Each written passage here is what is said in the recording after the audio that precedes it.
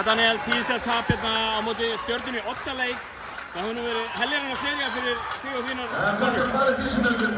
Já, þetta var það.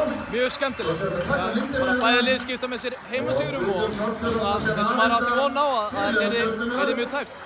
Komið sér niður í 1 stig, þetta er gæpa 3 mínútur eftir. Þetta er alveg svekkjandi að Já, þetta er það. Við náttúrulega missum hérna 2 út af með 5 villur. Villum vandræðum þannig sé allan leikinn og hérna náum okkur ekki bara almennilega á strik hérna eftir að við þurfum að fara að gera breytingar hérna sitt í fjórða. Stjarnan á leiðinu, Þór líka á leiðinu. Hvernig er Akureyri spennt fyrir Söpudels kvenna á næsta ári?